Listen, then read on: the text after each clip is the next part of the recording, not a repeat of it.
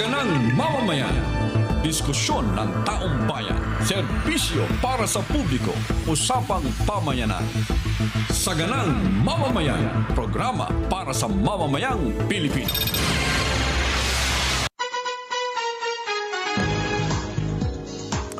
Araw po ngayon ng Friday, January 30. Aba, huling Friday na pala ng January, ha? Masayang Friday. Nason? Happy Friday, happy weekend. Welcome po sa Saganang Mamamayan, lalong-lalo na yung ating kababayan na nasa ibang bansa. Ha? Alam namin, medyo malamig po ang panahon natin.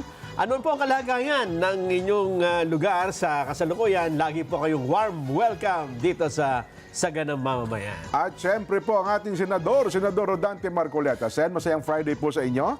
Masayang Friday din po sa ating lahat. Pasensya na po kayo sa boses natin. Tama po yung sabi ni Nelson, malamig po talaga. Oho. Kaya medyo may konti po tayong sipon. Ganun pa man, kahit may konti tayong dinaramdam ay nandito pa rin tayo para makapaglingkod po sa ating mga taga-subaybay. Hindi naman po kayo pinayuhan ng mga doktor na kayo at pahinga muna. Pinayuhan ko na yung sarili ko na huwag munang magpahinga. Ganun po. Mabuti na lang. Kanina ay merong isang nurse Aha. na natin dito. Na, Si Ate Beth Mercado. Tama, no? Ate Beth. nabalitaan niya lang na sinisipon ako. Opo, opo. Binigyan ka agad ako ng pangunahing mga gamot na maiinom. Ayun, oho. At akala ito ko. raw ay inumin ko every 6 hours. May Ang napansin kagandahan ako. nito, naparami ng konti. Opo, opo. Siguro sa tingin niya medyo baka mahirapang bumili ng tableta ito. So may 3 araw na ako na Libre na. iinumin. Nakalibre. Medyo yung isang inom ko medyo ano na ako ganun po, ha? May konting relief na ako ha. May kasama po kasing panalangin yun, Sen. Palagay Kaya ko, palagay ko. epektibong-epektibo. Salamat sa ating nurse. Opo, si Ate Beth Mercado. Ayan. Beth Mercado, Yes no? po. Nako, yan ho ang laging nag-aasikaso sa amin kapag ka meron tayong, ayun. Kasi ngayon, mga pag may sakit, di ba? Oo. Gaya ng Pangulo, ang payo agad Magpahinga. Sabi ng mga doktor. Pero... Wala pa namang diverticulitis, Sen. Hindi naman po diverticulitis yung hindi naman sumasakit po ang tiyan nyo, Sen. Hindi naman. Medyo pamamalat lang po ito. Ayun. Nason, simulan na agad tayo. Banata na.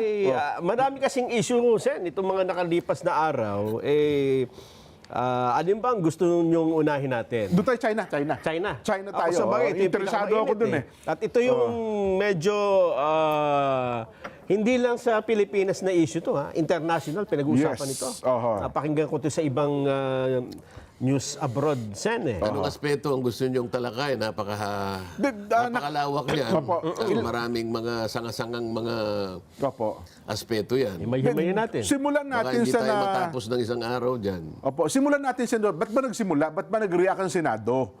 Doon tayo, Sen. Kasi itong pangyayaring ito, nakita na namin sa Senado, biglang nag-react ang mga senador natin ukol doon sa mga naging pahayag daw ng Chinese Embassy. Saan ba talaga ito nanggaling?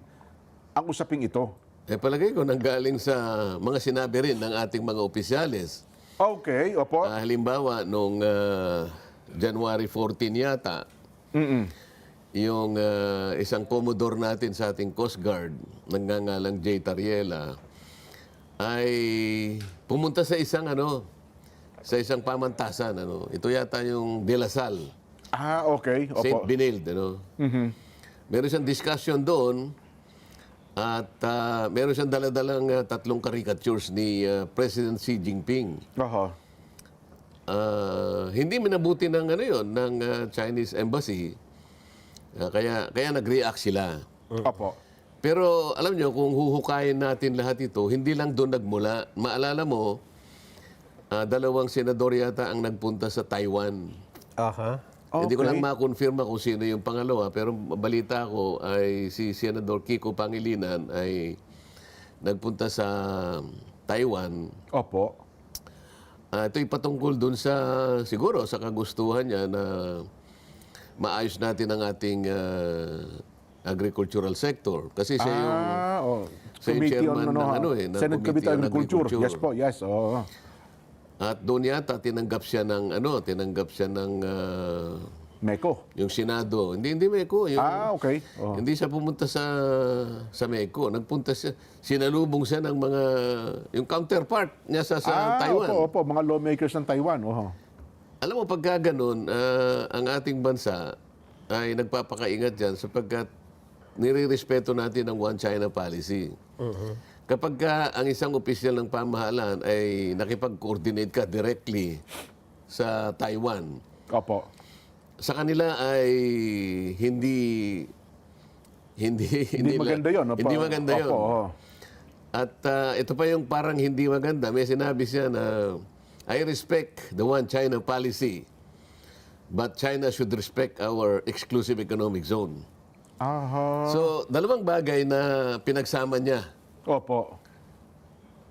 Mabigat kasi yun eh. Parang sinabi mo na, sige, kung gusto mong kumain ng ganito ay nirespeto kita.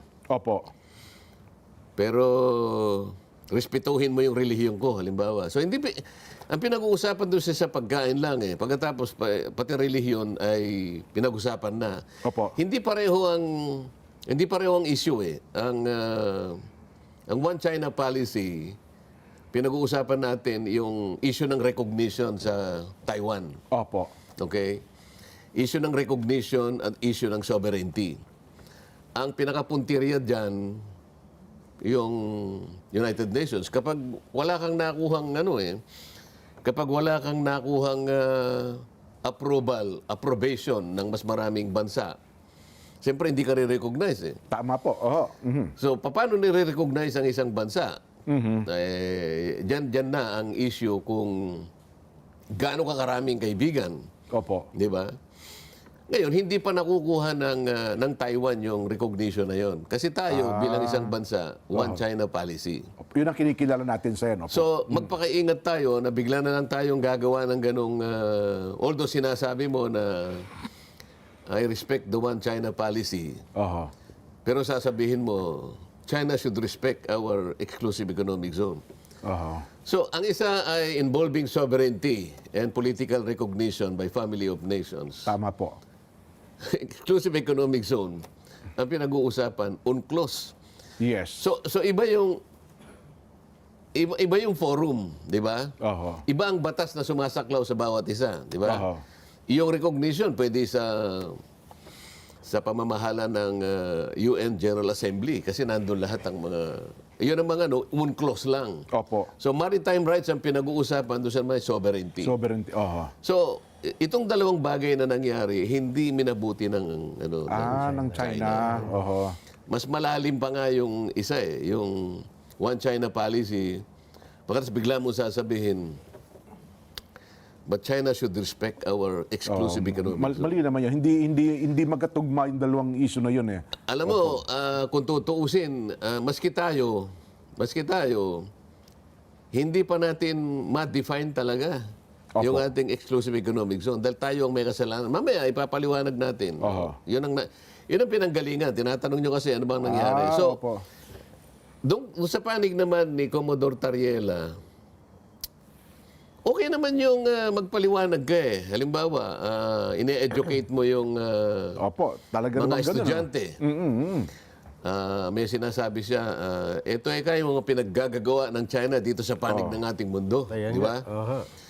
Andyan na yung kanyunin tayo ng tubig. Ano? Andyan na yung pasadahan tayo. Andyan yung kuyugin yung mga ganito.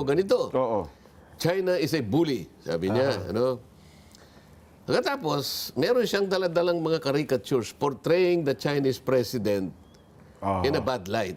Ano? Tama. Siguro alam mo kung ang naggawa ng mga ganong klaseng memes o kaya mga caricatures, yung mga dyaryo lang natin, mga editorial cartoons ba, Ayan. Nelson? Opo. Oho. Palagay ko madaling tanggapin ng China yun eh. Understandably tatanggapin niya. Bakit? Editorial cartoons yun eh. Tama po. Miski tayo naman gumagawa ng ganun eh. Lalo yung magagaling mag-drawing, di ba? Nelson? Pero ang nagdala ng caricatures, isang uniform Personnel. personnel. No? Oho. Isang may ranggo. Commodore eh. Kumbaga sa armed forces, ay kumbaga sa army. General ang katapat General eh. po. Yes po. Yun siguro yung medyo dapat ay hindi nangyari. Oho. Kasi may uniforme ka eh. Dapat ipinabaya mo na lang sa mga gumagawa ng editorial na mga materyales. At sasamahan mo ng karton para sa ganun ay madramatize mo ng konti. Karaniwan naman yung editorial mo, doon mo ilalagay yung karton eh. Tama po. It's a way of dramatizing o kaya i-highlight yung gusto mong ilabas sa editorial mo. Hindi eh. Naka-uniforme ka. Opo. Pangalawa, tinanong ko si Senator Risa nung siya ay nag-deliver ng privilege speech. Palagay niyo ba ako, Your Honor, ay si Commodore Tariela, nakipag-coordinate ba ako sa Department of Foreign Affairs. Department of Foreign Affairs sapagkat kailangan yun eh. Ang Department of Foreign Affairs, ang ayon sa ating Executive Order 292, ito yung ating administrative code eh, na kung saan ay talagang dinistribute ang bahagi ng ating birokrasya kung sino-sino. Ang gampanin ng bawat tanggapan. Parang yung nakalagay sa Biblia. Opo. Ang bawat kanya sangkap Ay may kanya-kanyang gawain. Naalala mo yun? Yes po. Si Nelson, Kanya-kanya, palagi hindi niyang... kasi hindi naman nagliliban sa Hindi pwede pagtitipon maghalo-halo. ito eh. Yes po. Bawat parte, bawat sangkap ng katawan, merong kanya-kanyang gawain. Ganyan yung ating Executive Order 292, Administrative Code, ay talagang idinrowing doon ang function, ang sagutin, ang mandato ng bawat isa. Ayan. Ang tagapagsalita ng ating international relations, DFA. DFA. Yes po. Okay. Bakit kailangan ng DFA? Kasi sinasabi ni Senador Risa, the Chinese embassy and its officials and staff have no right to meddle into the internal affairs of this country. Yan ang balat eh. Nakalimutan nila na ang pinag-uusapan, ang dinidiscuss ni Tariela ay yung bahagi ng South China Sea. Na bahagi ng South China Sea ay yung dinesignate nating West Philippine Sea. Opo. Marami ang claimants doon. Kasama yung ating bansa. Kailangan maintindihan po ng ating mga kababayan to. So yung issue doon, hindi internal issue yun eh. International affairs yan. So, hindi siya simpleng internal, hindi domestic issue to eh. It is a matter that involves international law. Yes. O ngayon, sino ang tagapagsalita talaga? DFA. O sabi niya, sa palagay ko naman kanya, there is always a presumption of regularity. Aking tinatanong hindi sa palagay. Alam po ba ninyo na nakipag-coordinate kaya yan? Dapat yung sagot ay may katiyakan. Depinido dapat, tama. Depinido, may katiyakan, may certainty. Yes. Sa palagay ko naman kanya, hindi naman gagawa yun ng isang bagay na hindi man lang niya ikinonsulta. So I assume that Tariela coordinated with the DFA. There is always a presumption of regularity in everybody's work. Sabi niya. Alam mo, pagka ganun ang isasagot mo sa isang abogado, halimbawa, Your Honor, sabi niya sa'yo, yung assumption of regularity is a disputable presumption. Kasi, debatable. paano kung halimbawa nakapagpalitaw siya ng pruweba na si Commodore Tariela ay hindi naman nakipag-coordinate?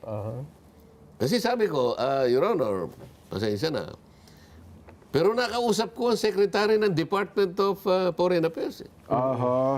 Tinanong ko rin sa kanya yan. Ang sabi niya sa akin, hindi nakikipag-coordinate si Tariela. Commodore Tariela. Yun ang problema natin. O paano ngayon yan? Siya ba ay humingi ng basbas sa DFA? Wala nga O maski na kaya, halimbawa, sa Secretary ng DND, Department of Defense. Opo. Ikaw ay tagapagsalita ng isang malit na bahagi ng iyong katungkulan. Pero ang pinag-uusapan natin is an issue involving international relations. Aha. Pangatlo, pumunta ka sa eskwela eh. Opo. Nakipag-coordinate ka ba sa Secretary ng Education. Department of Education? Oh. O kaya sa CHED? Ayan, kung higher education, tama naman. Kasi pinuntaan mo yung eskwela eh. Oho. Alam mo, Jen, Nelson, tayong mga Pilipino, likas na sa atin yung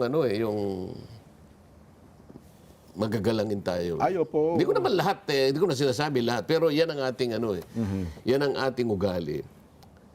Pupunta ka lang sa palengke, makikipag-usap ka hindi basta-basta ka na lang didiretso. Palengke lang yun, ha? Oho.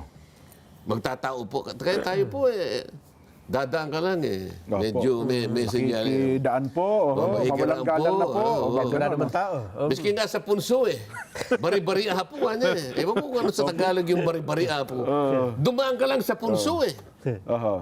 Naintindihan mo ang sinasabi ko, Nelson? Sa Tagalog po, tabi-tabi po. Yun. Yan, po. Bari-bari po. Pasensya na kayo kasi. Tabi-tabi po. Kasi nung maliliit kami, ang daming punso sa amin Opo. Akala mo yung pinanatili sa kaisipan namin kapag hindi ka nagbari-bari apo baka sino malulumpo baka- ka baka hindi yun. Pagkatapos mapipipi ka ng ilang araw sa takot mo, sa dami ng punso bago bari-bari apo. Yung pala, Magagalangin tayo. langgam lang pala nakatira doon. Nagpunta ka ba sa CHED? Oho. Pwede po ba? Kasi baka doon, sasabihin ng CHED, ano ba sasabihin mo? Teka muna. Aha. Teka muna. Kasi, tingnan mo ngayon, nagkaroon ngayon ng hindi dapat nangyari ito Hindi dapat nangyari ito Pero baka sabihin nila, hindi, ang amin naman kinakampanya lang, wala mo na yung karikatura ng tungkol sa presidente ng China, kundi ang kabatiran. Kasi di ba yun naman talagang trabaho na magkaroon po ng kabatiran ng marami nating kababayan ukol sa issue ng West Philippine Sea. Oo nga, pero meron silang tuntunin na sinitupad dyan. Oho. Meron silang tinatawag na measured transparency. Sila ngayon ay gagabayan Opo. ng ganong klaseng pamantayan. Ano yung measured transparency? Opo, ano po Kailangan may kalakip na pag-iingat Oho. na ang bawat sasabihin mo ay huwag magkaroon ng misinterpretation o kaya baka pagmulan ng panic. May ganun ho palang alituntunin. Sila kasi merong yung strategic ito na paraan para ipakita sa China na ayaw nating ang ginagawa nila, pero may pamamaraan naman na sa maayos na Kaparaanan. Yes po, oo. So, asa ng observance nito, di ba? So, paano mo sisisihin ngayon na basta-basta? Sila lang naman yung tagapagsalita in Chinese Embassy. Oho. So, sabi niya,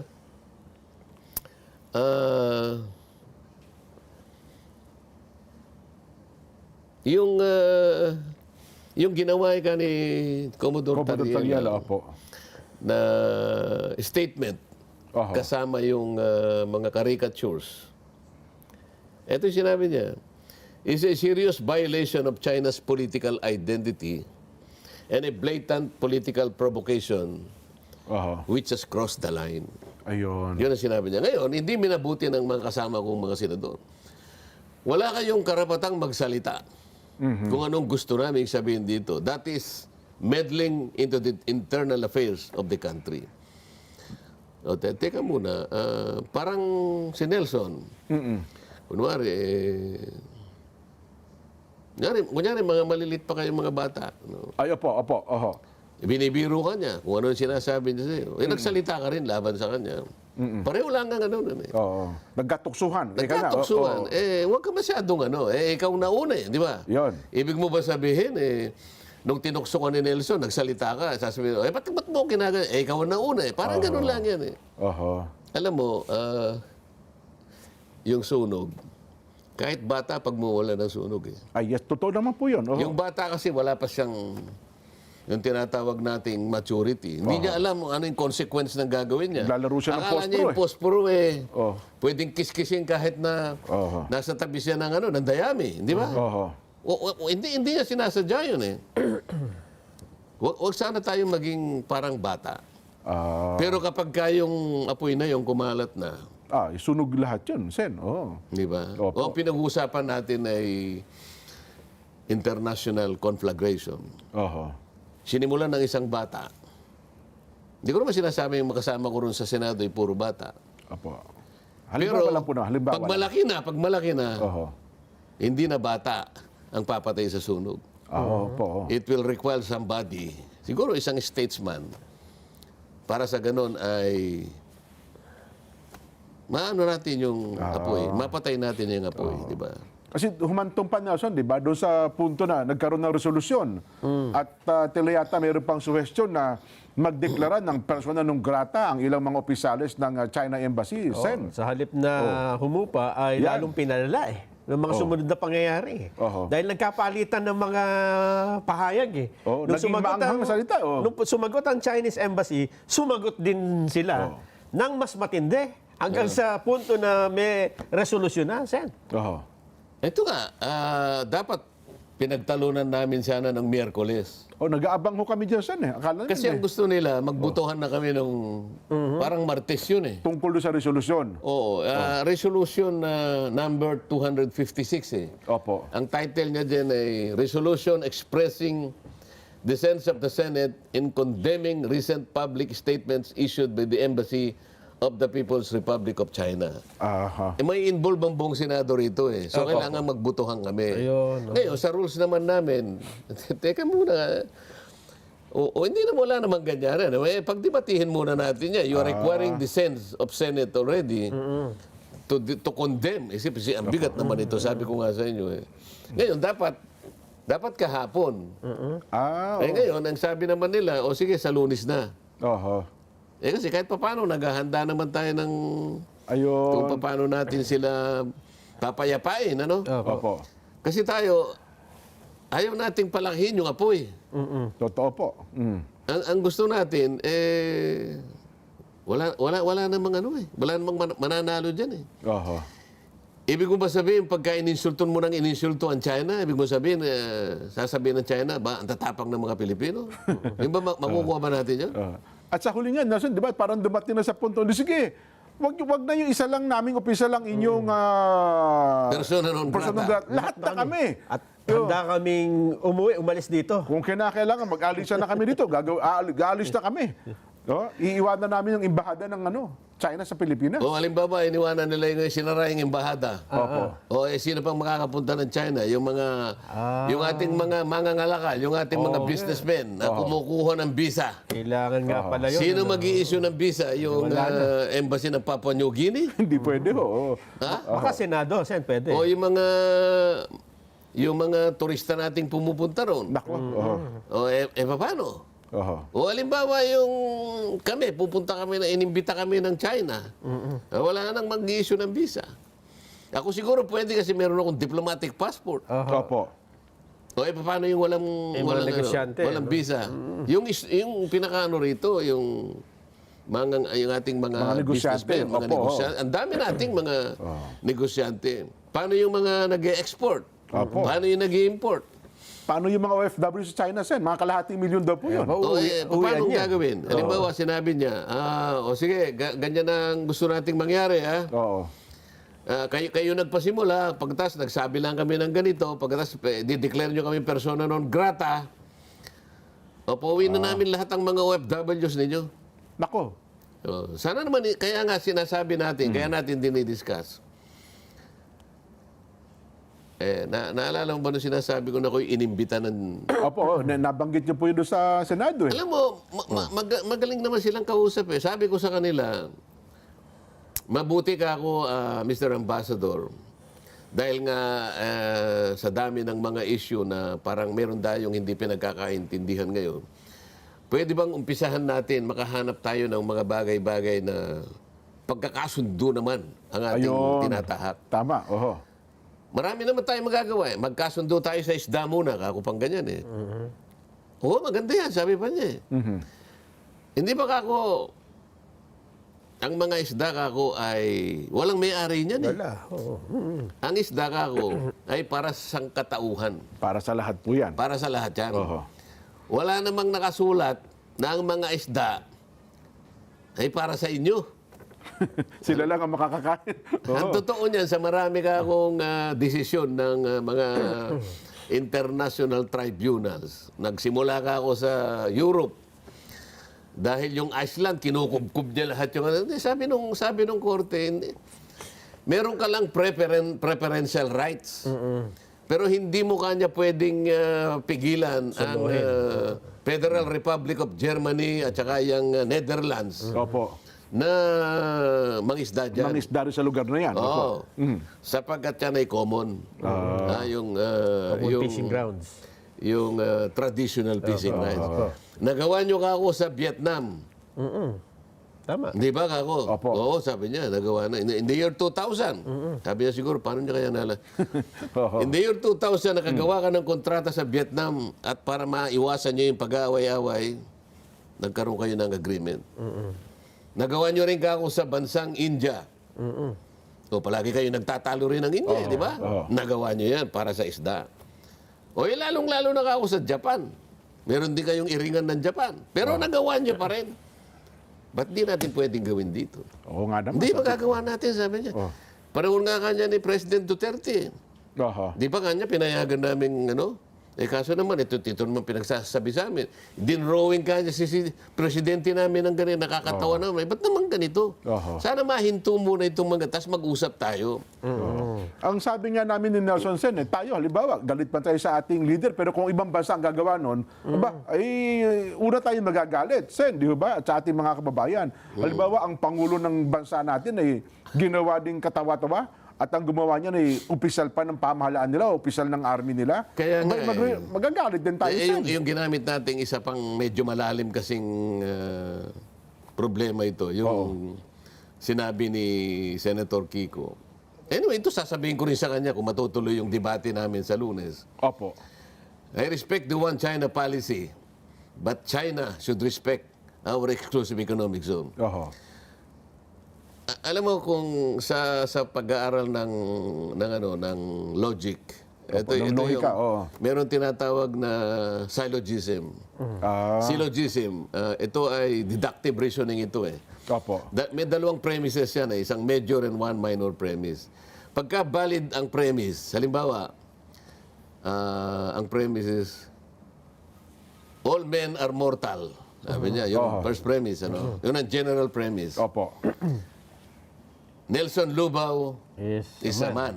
Oho. And therefore, Nelson Lubao is mortal. Yun ang valid. valid. Pare-pareho. Syllogism. Pantay. Opo.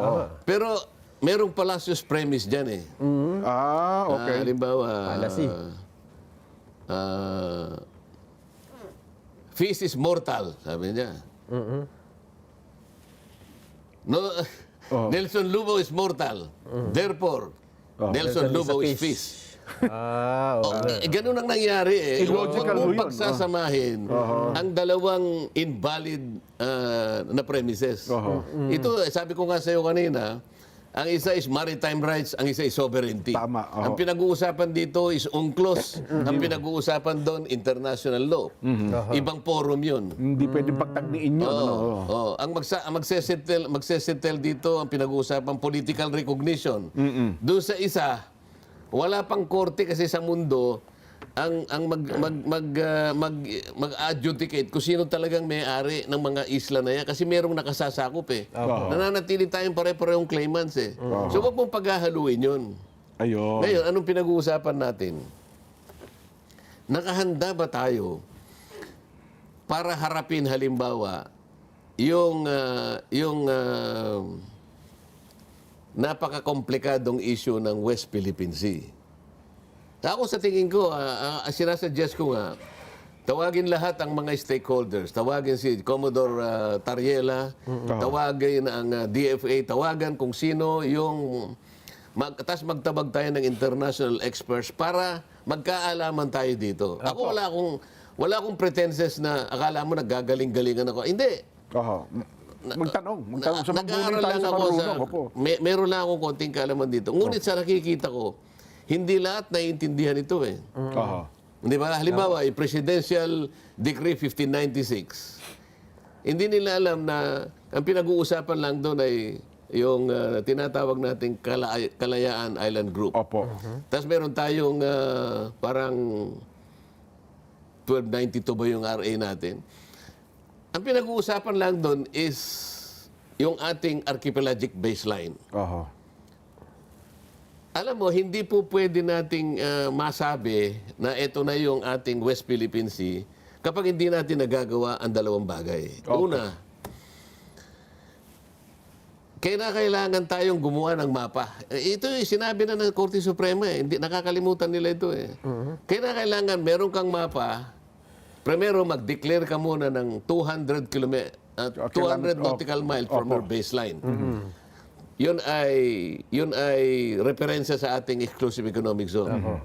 At saka yung ating continental shelf. 200 nautical miles away from the baseline. Opo. Pag nagawa mo na yun, na-declare mo na yun, i-deposit mo yung declaration sa United Nations. Opisina ng Secretary General. Pero meron kang mapa. Itatanong ko kay General Tariela, tinanong mo ba yung NAMRIA? Kasi NAMRIA ang merong karapatang gumawa ng mapa. Oho. Nagkasundo na ba kayo ng NAMRIA para i-deposit yung mapa? Oho. Sasabihin sa'yo, hindi po. Paano mo?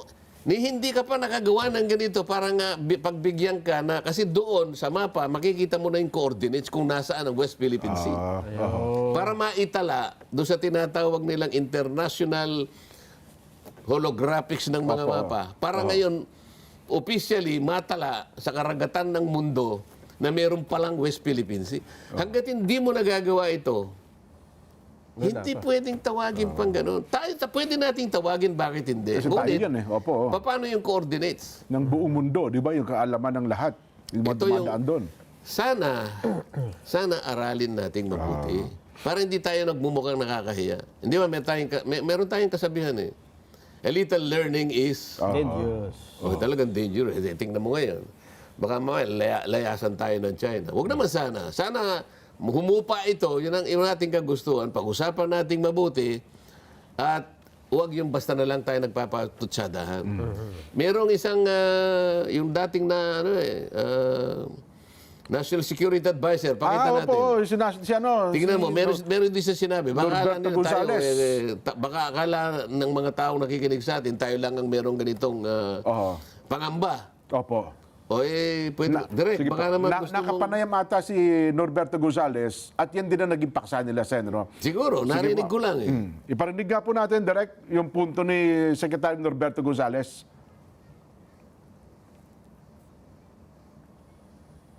Normally, hindi tama. Pero ang problema natin, mukhang may breakdown tayo ng policy natin sa international. Hindi malinaw ang mga guidelines natin. Kaya yung mga katulad ni Tariela ba yun? Ang mga katulad yan, gumagawa ng sariling aksyon. Kasi dapat malinaw ang mga guidelines yan, lalo ganyan, no? Sensitive ang ating issue sa China. Pinapakialaman mismo ng Pangulo yan.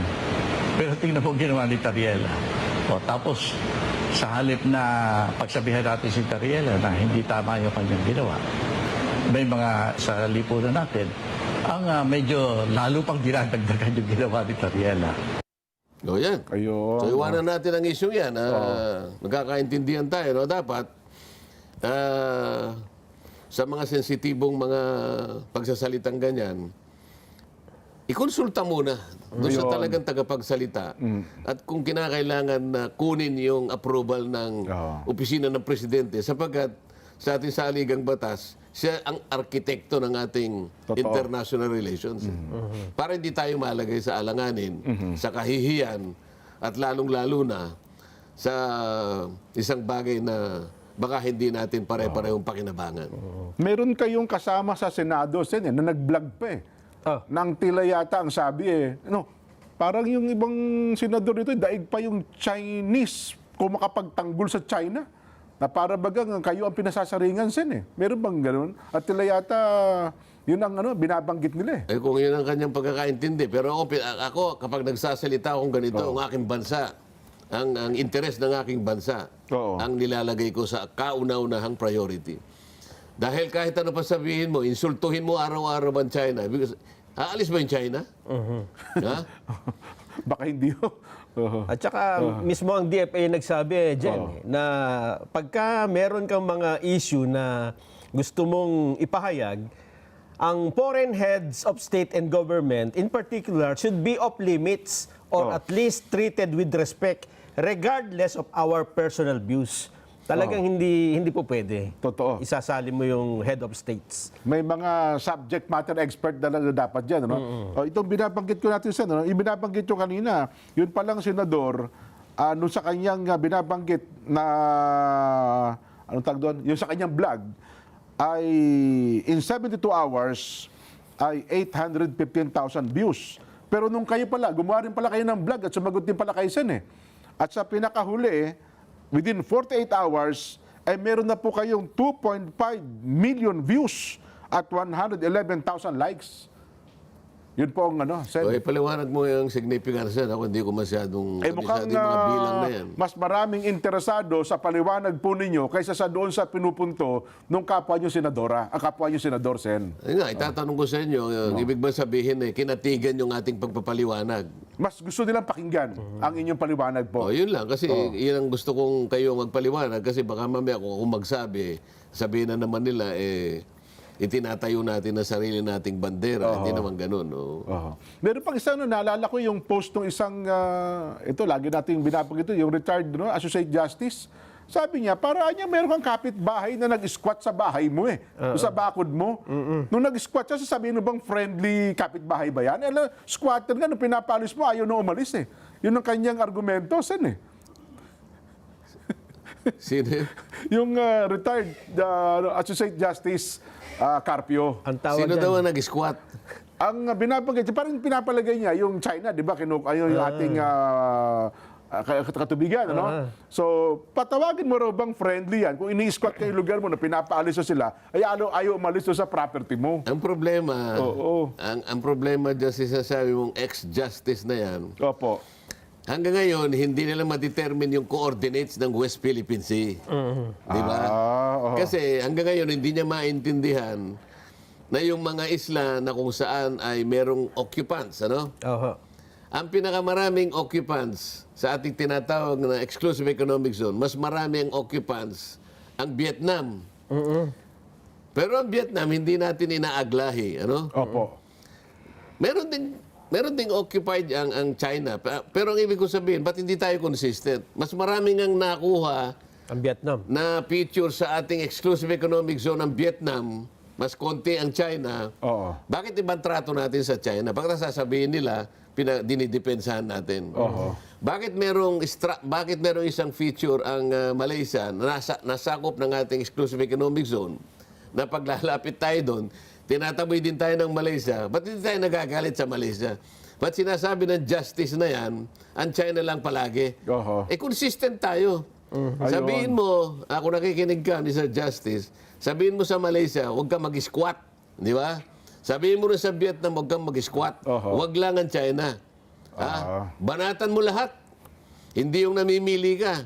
Ang problema sa kanya, hindi naka-squat Silang occupant ng picture Ayun. Under international law, sabi ko nga sa inyo, yung occupant nun, Sila. lalo na kung isla yung na-occupy niya, Magkakaroon din meron ng tinatawag na enclave territorial sea. Yes. Ano yung ibig sabihin nun? Magkakaroon ng entitlement yung isla ng 12 miles from the baseline. Yes. Alam mo ang problema ngayon? Sa ngayon, walang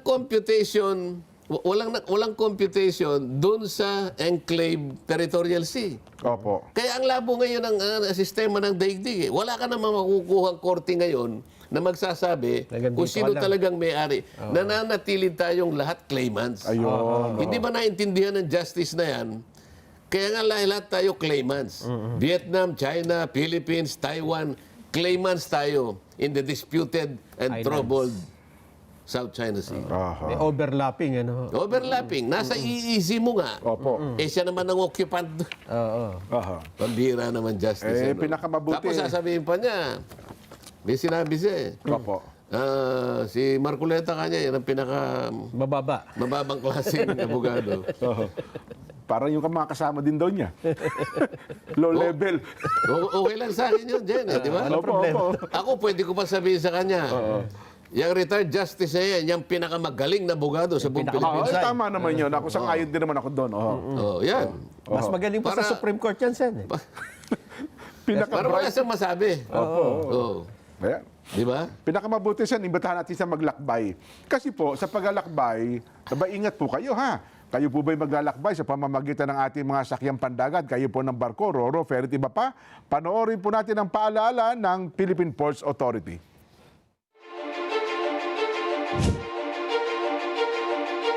The Philippine Ports Authority, or PPA, is the nation's premier maritime agency, steering the course of progress through the archipelago's vital ports and harbors. PPA is among the strongest economic performers in Southeast Asia, according to Drury Maritime Research. This translates into bigger figures for the economy, creating a ripple effect in all sectors.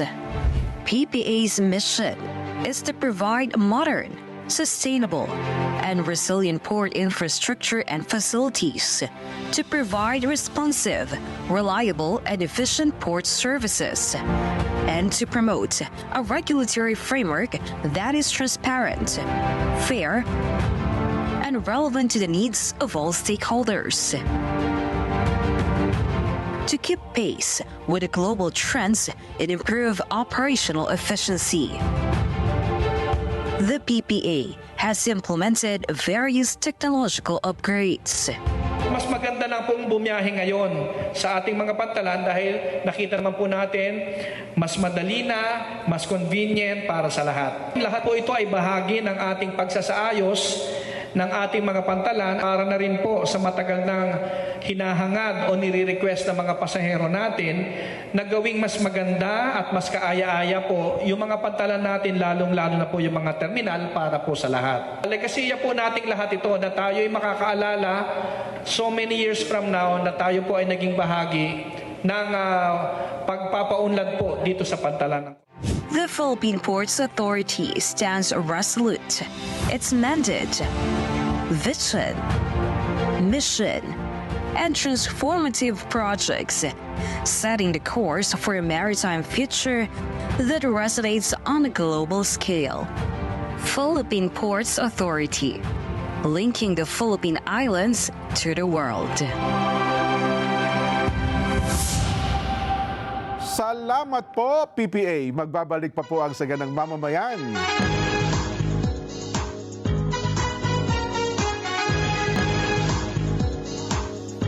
Mga kapatid, mga kabarangay, mga kasambahay, mga ka-SGM, panalo-klak na. Heto na po ang panalo tip para masulit ang budget natin sa bahay. Doon na ho tayo sa Always Panalo. Pure gold yan, oh. Ang babaho ng presyo. Very convenient sa dami ng stores nationwide at laging kumpleto. At meron din pong Pure Gold mobile app. Kaya doon sa mga ayaw pang lumabas, pwede ho kayo mag-order, magpa-deliver via Pure Gold Mobile. Download nyo na ang Pure Gold Mobile. Ayan. Napanood namin, Sen, nung isang araw, at ito'y tinalakay din namin ni Jen. Oo. Nag-privilege speech kayo sa Senado at sinabi nyo na, at nagulat din kami, Oo. na marami pa lang mga cabinet secretaries ang hanggang sa ngayon ay acting pa. At hindi pa, kaya acting ay hindi pa nako-confirm. Oo. Dahil hindi dumadaan pa sa Commission on Appointments, Sen. Tama ka, Nelson, Jen. Dahil Opo. sabi ko nga, very highly unusual naman na umabot tayo sa napakaraming mga secretaries in acting capacity. Oo. Hindi isa, hindi dalawa, hindi tatlo. 8. Walo. Opo. Oo. At hindi maliliit na departamento ito, Jen, Nelson. Opo. Halimbawa, executive secretary. Acting capacity, acting. Opo. Yung ES natin. Ang ES is primus inter pares. Oo. Diba? Pagkatapos, Department of Finance, Yan. Department Frederick of Public Works and Highways, Vince Dizon. Department of Justice, Opo. Frederick Bida. Department of Budget and Management, Rolando Toledo. Di ba? Department of Environment and Natural Resources. Si Rafael Lutilla po yan.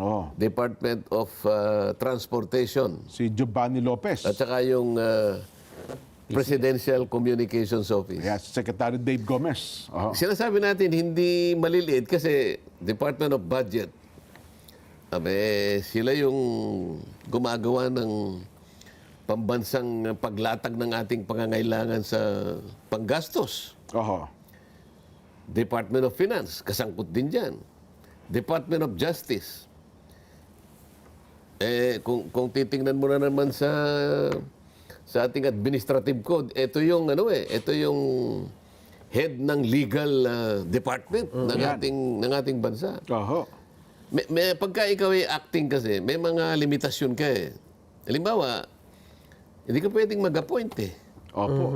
O kaya may mga kontratang hindi ka pwedeng pumirma. May mga ganong sa pagpapalabas natin ng budget yan, ng pondo. Sa mga meron silang inherent limitations. Okay. Ngayon, given the fact that they are the alter ego of the president, tsaka hindi na, sana man lang kung ito ay malilit na kagawaran lang. Mga sections ng bawat baka sakali kahit active, pwede mo nang patawarin. Kasi sinabi ko, very highly unusual. Parang nagiging tentative ang pamamalakad. At hindi lamang yun, parang clearly ay nadidefy yung constitutional requirement. Ano yung constitutional requirement? Lahat ng paghirang, lahat ng ina-appoint ng Pangulo, bago sila makapag-discharge ng kanilang functions, dapat dumaan sa Commission on Appointments. Yun ang sinasaad ng saligang batas. Kasi, kinakailangang mapiho, kinakailangang masiguro yung kakayahan, yung merito ng appointment. Kaya nga, isa ito sa paraan na napapanagutan natin yung checks and balances. Walo ito hindi dumaan sa Commission on Appointments. Sino ngayon ang nag-confirm? Sino ngayon ang nagbigay ng parang approbation na sila ay katanggap-tanggap, na sila ay competent? Wala eh. Di ba? Ito yung mabigat doon. So, ang provision sa saligang batas ay yung nasa Section 16 ng Article 7 ng Constitution. Kasi nakalagay rito, the President shall nominate and, with the consent of the Commission on Appointments, appoint the heads of the executive departments. Ayun et cetera, et cetera. So, paano ito? Parang hindi mo nasunod ang pangangailangan. Mandatory ito saligang batas. Pero ano naman kayo dahil? Bakit parang pinatagal pa nila lang ganon, Sen? Di ba? Hulaan mo, Nelson. Hulaan mo. Bakit Ito magaling manghula ito eh. May bolang kristal yan si Nelson. Bakit pinatagal? Kasi pinakamatagal parang 4 months, Sen, di ba? Hindi, mga 1 year, hanggang 1 year. Meron na bang umabot ng 1 year? Hindi, sa administrative code, kailangan hanggang 1 year lang. Hindi, pero itong 8 na binabanggit natin, parang may halos 4 na buwan na. Itong mabigat dyan, parang meron silang, di ko pa nakukonfirm, Dahil siguro sa privilege speech ko, baka iyan yung pangalan. Baka mag-submit na for confirmation sa Commission on Appointments. Hindi pwedeng mangyari yun eh. Bakit? Hindi ka pwedeng i-confirm ng CA kung ang appointment mo is acting capacity. Kailangan ad interim. So dapat ad interim yung mag-appointment na bago. Hindi, ad interim yung appointment ang gagawin. Kailan nakakapag-appoint ng ad interim?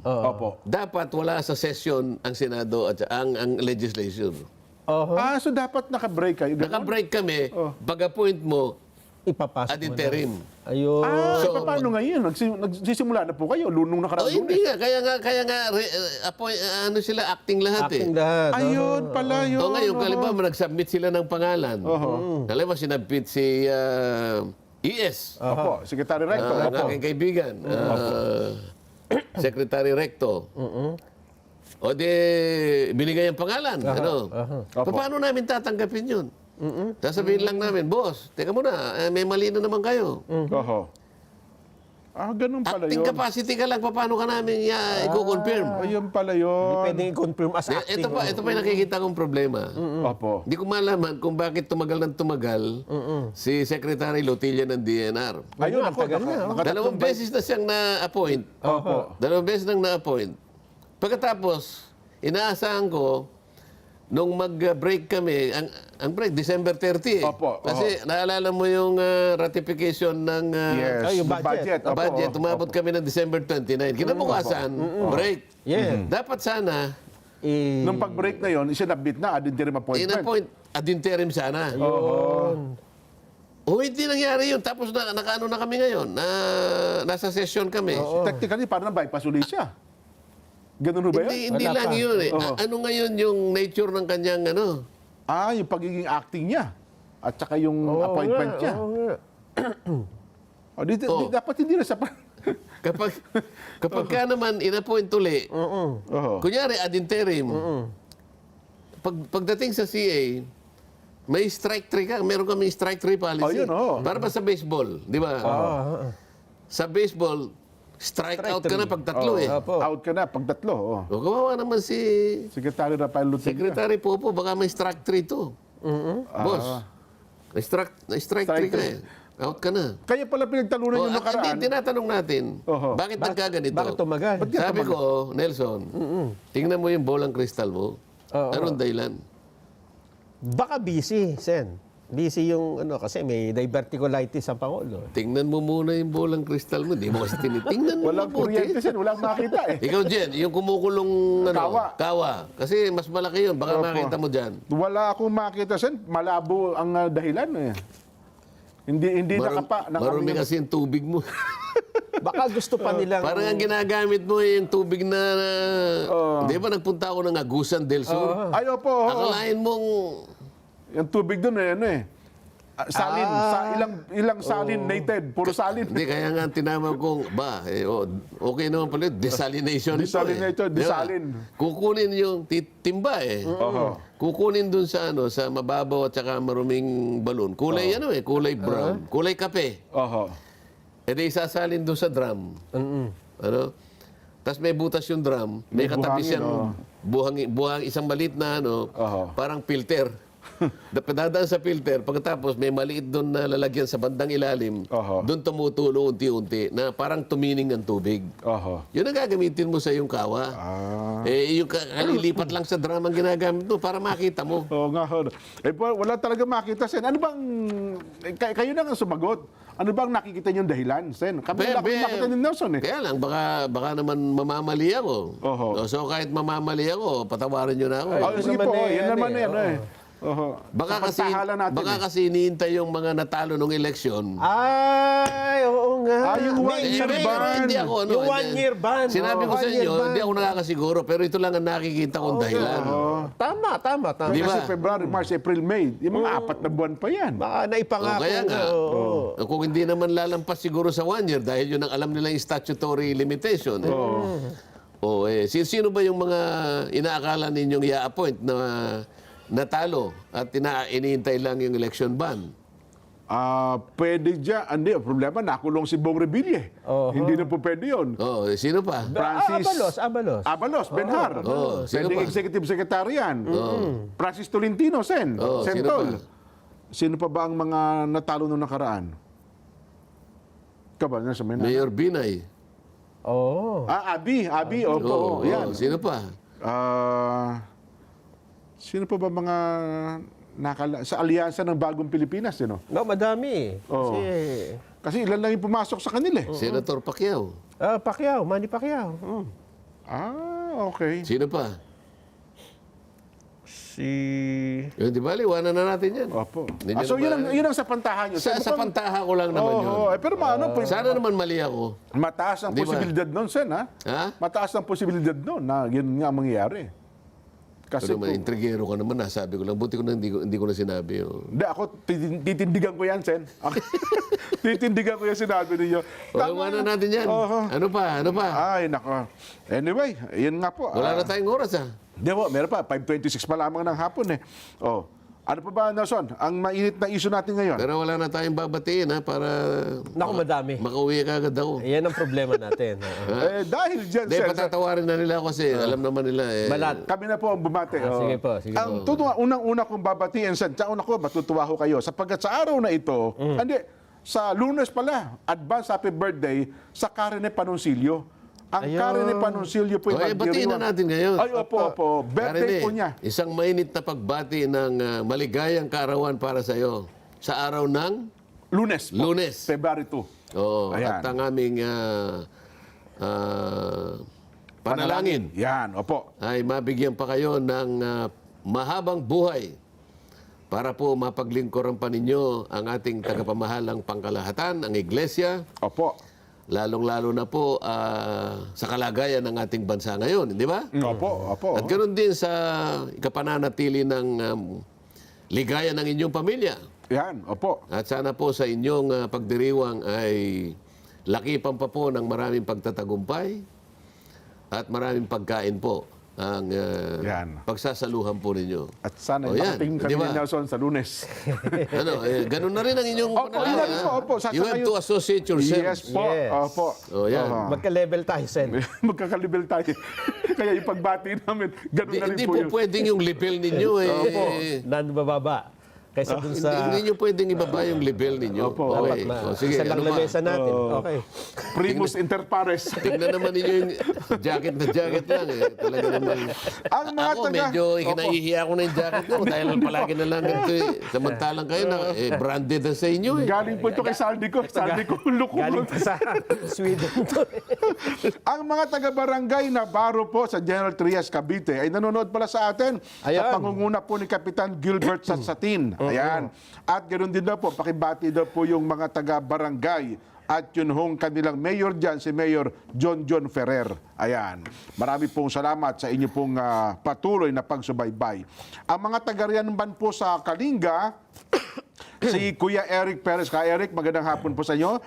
Pakibati daw po ng advance happy birthday ang aking magandang kapatid na si Jenny Torres ng Mapalad, Bulacan sa February 1. Ayan, Sunday po ang kanyang birthday. Happy birthday po, Ate Jenny Torres. Binabati po kayo ng Kuya Eric Perez. Ayan, binabati rin natin si Lorna Sarate. Ito naman po ay taga dyan sa Pinugay. Ayan. Ayan, misis ng Pangulong Lupon ng Pinansa. Ayun. Ayan. At sa nanay ni Hartpilla de Jesus. Ayan. Happy viewing. Talaga naman. At oras na po para tayo ay magpabakuna. Ha? Ay kasi po naman libre ang bakuna sa LGU Health Centers at maging sa DOH bukas. At napatunayan pong ligtas at epektibo para hindi po tayo ma-ospital ha. At maiwasan po ang mga nakamamatay na sakit.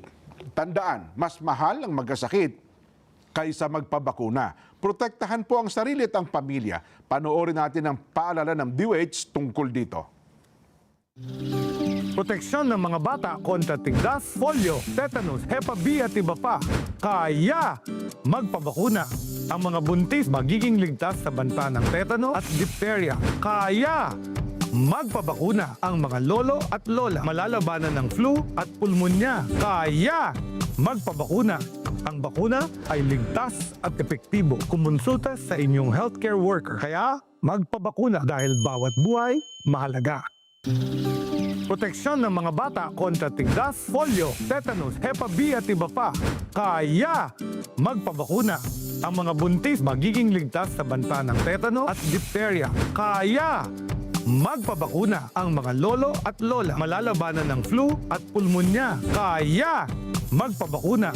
Ang bakuna ay ligtas at epektibo. Kumonsulta sa inyong healthcare worker. Kaya magpabakuna dahil bawat buhay mahalaga. Salamat po, DOH. Magbabalik pa po ang Saganang Mamamayan.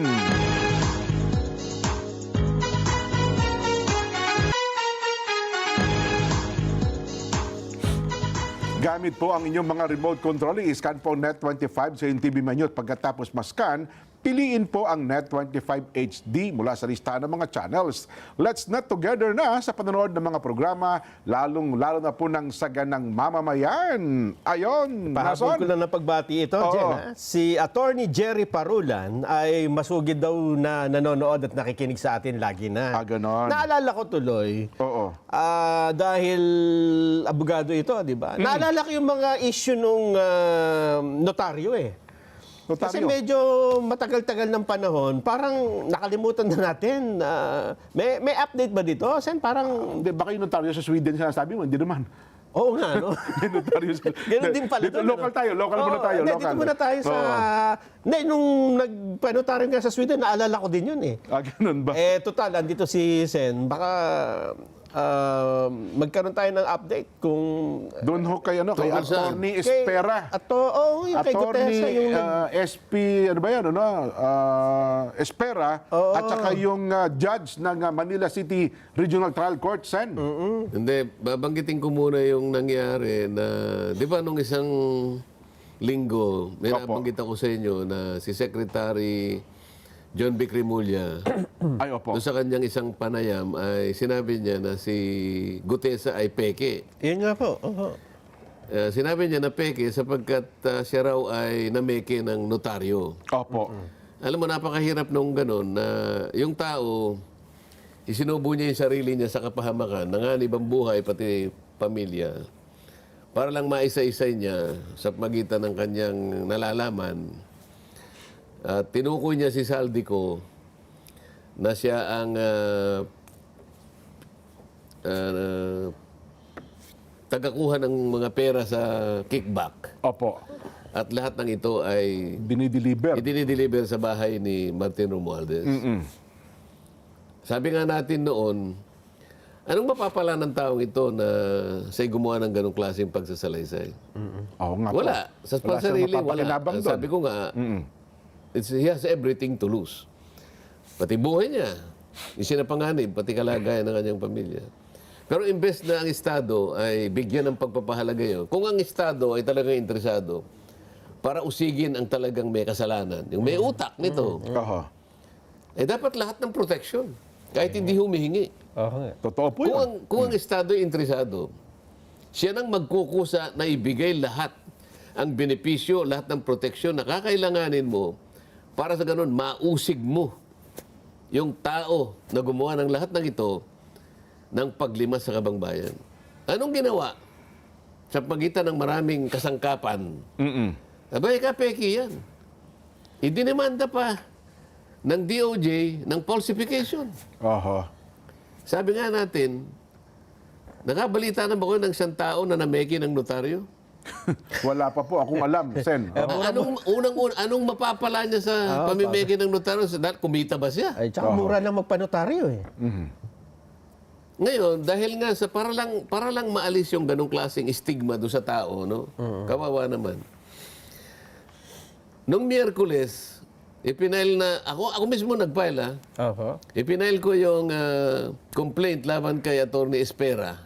Disbarment. Opo. So, formal complaint na po ito, Formal Sen. complaint Aba, ng disbarment ito. yan ang latest. Oo. Kasi ang sinasabi niya, hindi ko naman pirma yun sabi niya. Opo. Yung kung ano man yung nakapirma doon sa notaryo ni Gutesa, hindi ko pirma yun. Oho. Ako naniniwala kung hindi niya pirma yun. Opo. Ngunit, ang pinaniniwalaan ko, pinayagan niya kung sino-sinong mga tao na gamitin ang kanyang opisina at ang parepernalya niya para lang makapag-notaryo kahit sino na Yes. lang ang pipirma. Tama. Oho. Alam mo kung anong napatunayan ko initially? Opo. Sa pamagitan ng ng approval ng Supreme Court, nakakuha kami ng permiso na Oho. puntahan yung kanyang mga isinabmit na mga dokumento ng pagnonotaryo. Hindi pa lahat nakuha na namin. Opo. Nung una, ayaw kami payagan Opo. nung makita nila yung alam niyo ba sa ngayon, 44 na piraso ng dokumento. Iba-ibang pirma. Naku po. Hindi yung pirma ni... Kasi pinakita niya, ito yung sarili kong signature. Bakit ako nakakuha ng 44 na piraso ng mga dinokumento niya, inotaryo niyang dokumento, na kahit papaano mo tingnan, Iba-iba. iba-ibang pirma. Ibig sabihin nito, iba-ibang taong ginagamit niya na pumirma para sa kanya. Oho. Totoo yan. Ayun po. Hindi pa kami tapos 44 pieces na of evidence Grabe. na hindi pirma niya. Oho. Isa lamang kay Gutesa yun. Oho. Sa makatwid, okay, hindi mo pirma yung pirma na ginawa ni Gutesa.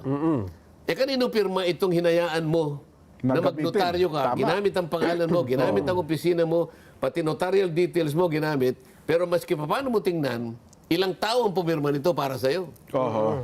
Yun ang kasalanan niya. Kasi sa notarial service law ngayon, kailangan nakaharap Abogado. yung tao at saka yung abogado. Magkaharap. Kaya nung ako ay, bago ko i-file ito, nagpanotaryo ako, pumunta ako sa GSIS building. Sa Senado, oho. Hindi, doon sa mismong sa GSIS. likuran nun. May, ano. Okay, oho, oho. So, humarap ako sa notary publiko. Opo. Kinuha niya ako ng card, pinirmahan ko lahat yung ano doon. Apo. So, nagkaharap kami ng abogado. Para sigurado na. Ngayon, nag-file din ako ng administrative charge doon sa judge. Yun nga, bakit nyo naisama yung judge? Pati yung judge, oho. Sapagkat, ang ibig lang sabihin nito, yung tungkulin niya na eksaminin lahat ang mga nagnunotaryo sa kanyang jurisdiction, hindi niya nagawa. Ayun nga, no? Una kasi, nung nakakuha kami ng approval, Opo. nahingi lang ako ng 3 piraso sa bawat buwan. 6 na buwan ang pinag-uusapan namin, kaya 18 piraso lang inihingi Yes. ko. Okay. Pero sabi ko, hayaan mo yung aking mga staff na Tama sila naman. nang mamili ng 3 sa bawat buwan. Oo, tama. Alam mo ang Random. ginawa niya? Ako ang mamimili, sabi niya. Sabi ng judge. Oho.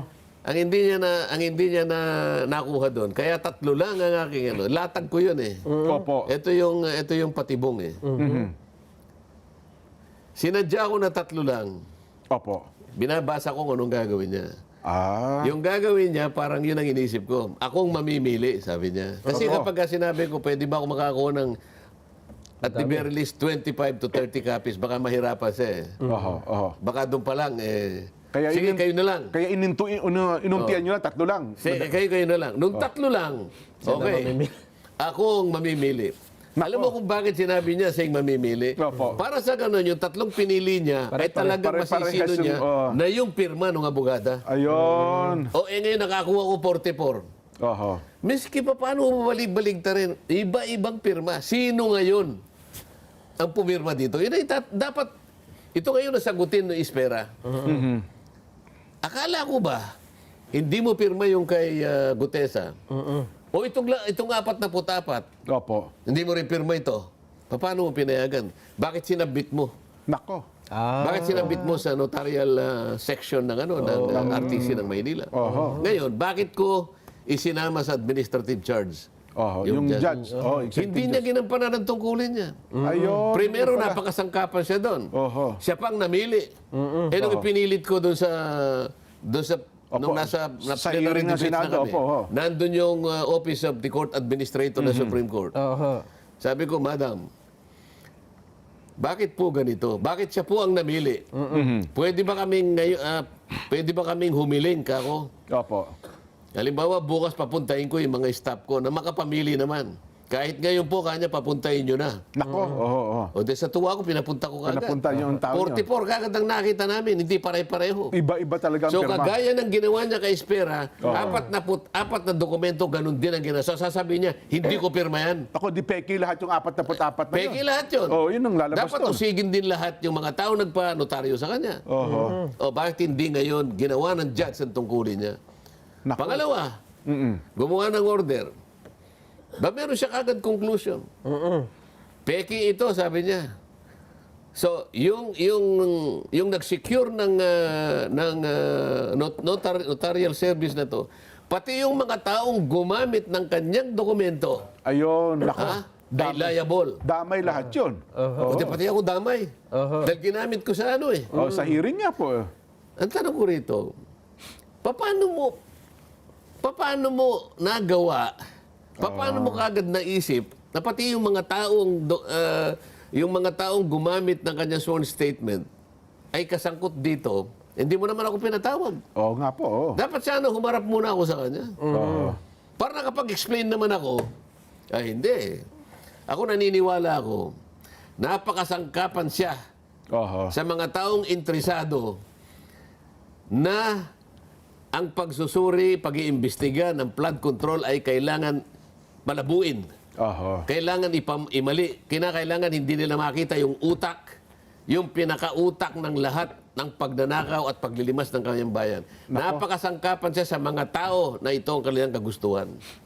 Hindi akalain ni Espera at saka ni Judge yung ganitong Okay, pangyayari. wala na akong magagawa. Di ba? Basta ako kung ano yung tama, yun ang tama. Ayun. Yan, Oo. sagutin nila yun. Oho. So, disbarment po kay Espera, yung kay Judge po naman ay Administratively. administrative, ano? Oho. Oh, sa Supreme Court yun. Supreme Court. Yung kay Espera sa IBP. IBP. Oho. Kasi yun ang tumatalakay sa disbarment. Ano? At tatayo ako talaga. Kasi ako nag-complain eh. Oho. Maghaharap kami. Nako. Dapat ay... Alang-alang sa katotohanan. Oo nga naman. Kawawa yung tao. Nagbuwis na ng sarili niyang kapakanan. Isinapanganib ang buhay. Pagkatapos siya ngayon ang i-discredit at siya pa ang tatakutin. Kaya ngayon hindi siya makalabas eh. Alam ko kontrolado siya ngayon kaya hindi makalabas. Nako. Balita ko, di ba, isasabihin na po siya sa susunod na pagdinig ng Blue Ribbon eh. Paano mo isasabi na yung taong alam mo kung naran pero kinukontrol mo, ayaw mo siya lumabas? Ganon. Di ba sabi nung nakaraan, kasama po siya sa dapat isabina kasi nga, para bagang Ang ini-stab dapat nila. mong isabi na yung mga taong malalaki. Yung mga isda na malalaki. Di ba? Oo. Yun na nga. Oo. Sino ba yung isdang malalaki? Bisugo. Yung mga tinuro ho Oh. ni Saldi. Sino man tinuro ni Gutesa? Si Saldi ko. Oh, tapos binanggit niya yung pangalang Mark Texay at saka yung John Paul Estrada. Oo. Pagkatapos nagkaroon ng isang buwan na pagkatagal-tagal, nag-resign ng chairman. Anong ibig sabihin nun? Binigyan ng oportunidad na itong dalawang binanggit pa niya, makaalis na ng bansa. Wala na. At yung iba naman, ay tinago na yung mga pera at siguro kung saan na pinagdada. Kaya ganun eh, ang tagal-tagal eh. Oo nga. In the meantime, ang mga tao, disgusted, tormented, Oo. di ba? Oo. Wala eh. Naghihintay ng wala, pero galit ang tao. Totoo po. Hanggang ngayon, hindi makapagpalabas ng partial report. Sige nga, inintay nga namin yung partial report kahit partial man lang sana. Ano, ha? Anyway. Buwelta naman tayo dito, Sen, kasi nabalitaan natin na mababa ang yung sa ekonomiya dyan, di ba? Ni-report ng nakaraan yan, no? Hindi natin Statistika. makuha yung target eh. The lowest economic target ang Magkano yung ating GDP? 4.4. 4.4 lang po. Ito yung buong 2025. Yes po. Yan, yung sinasabi ko sa inyo. At tapos yung Ano yung original estimate? 5.5. Ang target po ay 5.5 to 6%. 6. Yes. Opo. Anong kinalabasan? 4.4. Yan. Lethargic. Okay? Ano ibig sabihin? Mahinang-mahina. Bagsak na. May sakit ang ating ekonomiya. Lowest po ito eh. Isip mo ng target mo, 5.5, pagkatapos you will settle for 4.4. Ano ibig sabihin nun? Kaya nagkakaganyan tayo. Tapos gagawa ka ng budget, 6.7 trillion. Para sa... Saan tayo kukuha ngayon para masapatan yun, Sen? Utang na naman. No, ewan ko sa inyo. Ang projected income mo is 1.5 trillion. 5 trillion. 5 trillion. So meron kang deficit na 1.6 to 1.7 trillion. Utang na naman yun. Tapos ito pa ang sitwasyon. Wala atang pumapasok ngayon sa atin ng foreign direct investment, Sen. Mukhang yun ang problema. Tsaka Wala iba, na. matras din eh. Apektado higit sa kalahati. 50% more ang bagsak ng foreign direct investment. Hindi mo pa nakikita. Ang ating outstanding debt, Opo. magkano na? 17 trillion na po ata, kung hindi ako nagkakamali. 17.6 trillion. almost 18 trillion na pala. Okay, 17.6 trillion, lumampas ka na doon sa conventional parameter. Anong conventional parameter? Debt to GDP ratio, 60%. Ano nangyari? 63.1%. 63 na. Ano ibig sabihin ng 63.1%? Ang pera natin nagagastahin para sa taong ito, 63.1% Pambayad ng utang. Opo. Less than 30%, 37% ang Panggastos. panggastos mo sa pangkabuhayan. O ano ngayon ang gagawin mo? Kaya ang pera mo sumadsad. Magkano na yung palitan ng pera natin? Mukhang konting-konti na lang ay 1:60 na yata. Ito pa pagkakamali ng tagapagsalita ng Pangulo. Oh.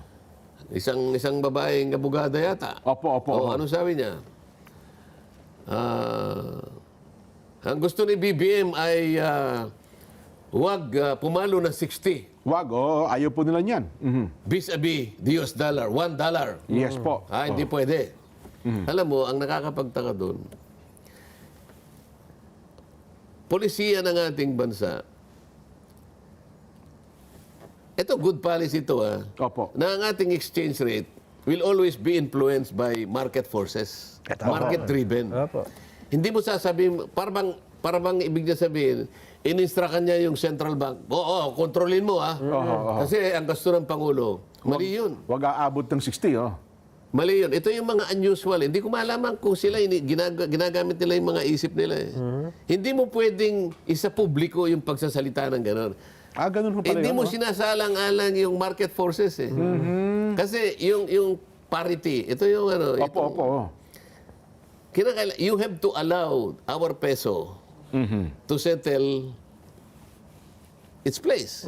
Yes po. Kung aabot ng 60, 61, talaga Wala tayong magagawa. Yun talaga, opo. Yun ang Otherwise, kapag kinontrol mo, ang mangyayari dyan, sasabihin ng central law, bibili siya ng ng mga pera na may hina. Ha? Para lang huwag umabot dun sa 60 ganun ang para kontrolado po nila. ano yun? Risky po delikado yun. yun dahil yung pera mo, masasayang. Ba't ka mag-i-invest dun sa mahina yung... Ito yung pinaka-problema. Yun pala ang epekto nun, ano? So dapat pala, hindi pala Sa dapat kalagayan sinasabi natin yan. ngayon, si President Marcos, nung siya ay maging presidente, 2022 yata yun, ang utang ng bawat Pilipino, 115,000. Opo. Bawat Pilipino. Pati sanggol. Ba lahat? Opo. 2022. 2025, ang utang na ng bawat Pilipino, 155,000. Nakita mo yung pagkakaiba. Di ba? Ngayon, kahit anong gawin mo, hindi mo mapipilit, hindi mo mapipigilan yung pagbulusok ng piso mo against the US dollar. Kasi ang unang tatamaan diyan ay yung 17.6 trillion na pagkakautang mo. Opo. Utang nga Karamihan, dollar yan Tapos meron kang budget deficit na 1.6 trillion. Saan mo kukunin yun? So may pressure sa pera natin yun. Di ba? Lalong-lalo na ang ekonomiya natin, import-dependent. Import-dependent. Tapos ang export mo kakapurit. Totoo. Di ba? Pagkatapos, ito pa ang problema. Dapat hindi natin binenta yung 30 tonelada ng ginto. Ang taas ngayon Ganun pala. Kasi yung ginto mo, parang sa balance sheet mo, walang iniwan sa pamilya mo. Meron kang alkanse. Opo. Meron kang kumpiyansa Yes. Kasi meron ka namang savings. Meron pa akong meron pa akong hindi pa binabasag yung aking rito, yung aking Aking alkansya. alkansya ko rito. May kumpiyansa ka Pati yung mga creditors natin, tinitingnan nyo yung gold reserves mo Opo. Pero kahit may gold reserves ka, pagka medyo inflation mo, tapos saksa ka ng dami ng utang mo. Wala din. Pati yung balancing ng gold, tumatagilid Pero binenta mo pa. Isip-isipin mo. At tapos tumaas po yung ginto. Almost 10,000 ngayon. Ang mahirap pa rito, tinatanong ko sila, bakit kayo nagbenta ng 30 tonelada? Ba't hindi na lang, ba't hindi na lang 1 tonelada? Hindi na masagot yun. Anong klaseng polisiya na sa panahong ito, 30 tonelada kagad ang ibebenta natin? Kung wala ba tayong foresight? Anong parameters? Ano po? Hindi ba? Ikaw naman kahit na yung palay mo, kung hanggat ka na kailangan ngayon mo muna. Siyempre naman. Teka muna, hintayin ko muna ng ganito. Halimbawa, Tumaas yung presyo. gold ito Lalo na yung gold, Sen. Hindi naman nabubulok to Nung ibinenta, palugi. Yan. Okay, after 1 year, lugi tayo ng 1.2 billion nata, 120 billion, hindi kwentahin natin. Ito yung nangyayari. Ngayon, sasabihin natin ngayon, gusto ng ating Pangulo ay mali na naman ang pagkakaano niya.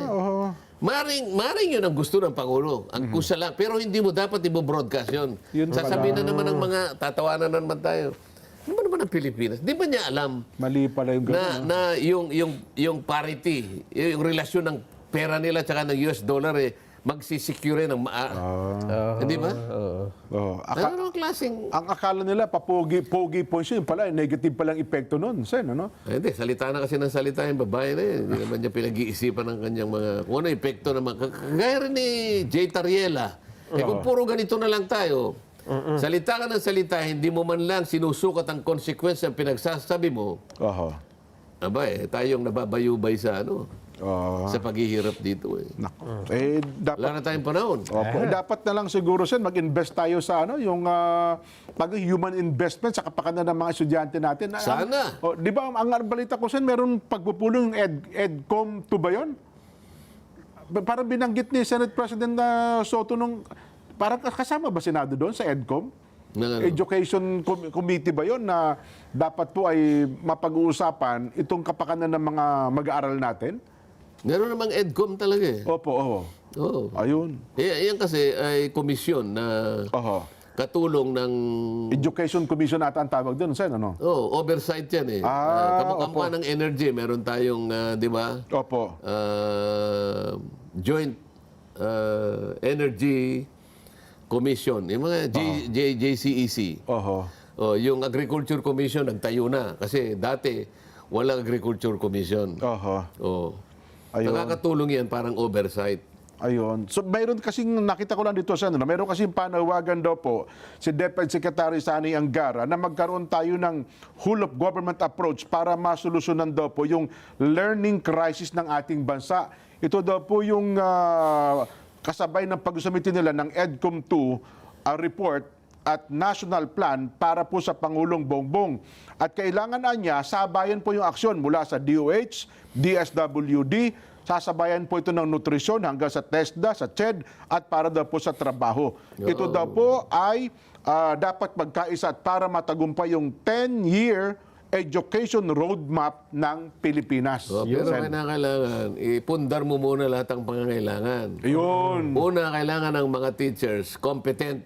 Yan, opo. Paano makapagtuturo ng mahusay ang mga teachers kung yung sweldo hindi naman sapat?